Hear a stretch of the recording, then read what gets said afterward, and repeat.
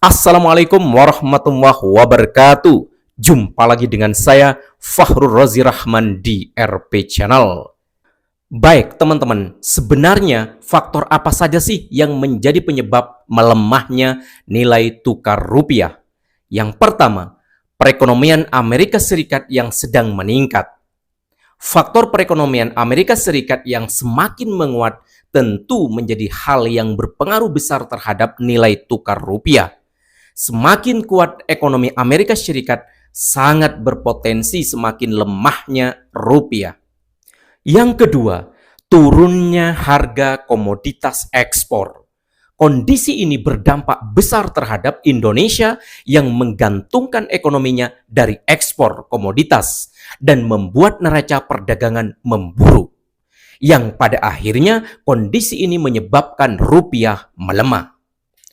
Yang ketiga, tingginya tingkat impor. Menurunnya nilai ekspor Indonesia berbanding terbalik dengan nilai impor yang semakin meningkat. Hal ini menjadi kesalahan konsumsi masyarakat yang lebih menyukai produk buatan luar negeri dibandingkan dengan produk buatan lokal.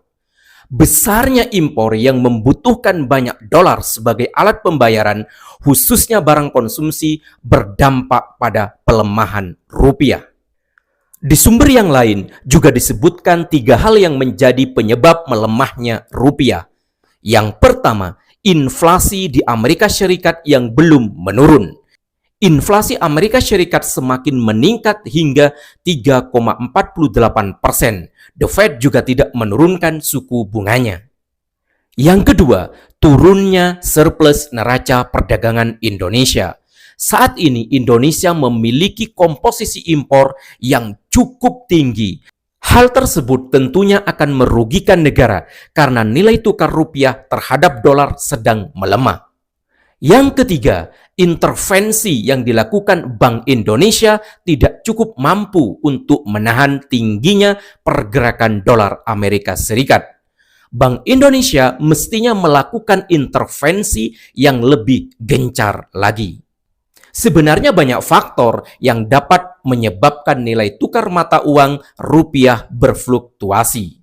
Di antaranya tingkat suku bunga, tingkat inflasi, neraca perdagangan, hutang publik, tingkat rasio ekspor-impor, hasil produksi domestik, tingkat unemployment, tingkat income, dan kestabilan ekonomi politik. Lantas, apa yang harus masyarakat lakukan untuk membantu pemerintah menguatkan nilai rupiah? Yang pertama, membeli produk dalam negeri. Kita sudah tahu bahwa semakin tinggi impor, maka nilai tukar rupiah semakin lemah. Oleh karena itu, salah satu langkah mudah yang bisa kita lakukan bersama-sama adalah mengurangi pembelian produk impor. Tanamkan rasa cinta dan bangga kita terhadap produk dalam negeri yang memiliki kualitas tak kalah dengan kualitas produk luar negeri. Karena kalau bukan kita yang gunakan, siapa lagi? Langkah ini juga mampu membantu industri wirausaha tanah air sehingga dapat semakin berkembang dan tentu saja akan mengurangi tingkat unemployment atau pengangguran. Yang kedua, berinvestasi di dalam negeri. Tak selamanya nilai tukar rupiah turun membuat investasi itu rugi. Kita dapat tetap berinvestasi dengan membeli surat utang negara atau obligasi negara retail yang diterbitkan pemerintah yang memiliki risiko kecil. Selain itu, industri perbankan syariah juga dapat menjadi solusi tanpa perlu takut terkena dampak dari nilai tukar rupiah yang mempengaruhi suku bunga. Dengan proses morobaha atau kesepakatan harga jual dan margin keuntungan akan membuat investasi makin mudah dan pasti. Yang ketiga, tidak menimbun dolar. Teman-teman harus berani untuk memegang rupiah dan tidak ikut-ikutan menukarkan rupiah ke dolar untuk meraup keuntungan. Justru bagi teman-teman yang memiliki banyak dolar bisa membantu pemerintah untuk menyelamatkan perekonomian bangsa dengan menukarkan dolarnya ke rupiah. Teman-teman harus yakin bahwa kenaikan dan penurunan perekonomian berlaku seperti sebuah siklus. Cepat atau lambat, nilai mata uang rupiah akan kembali menguat.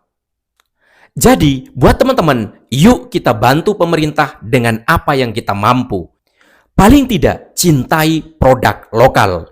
Beli produk dalam negeri. I love Indonesia. Setuju nggak teman-teman? Tulis di kolom komentar. Oke, demikian untuk video kali ini. Terima kasih buat yang sudah menonton. Tetap semangat, jangan lupa bahagia, selalu bersyukur. Wassalamualaikum warahmatullahi wabarakatuh.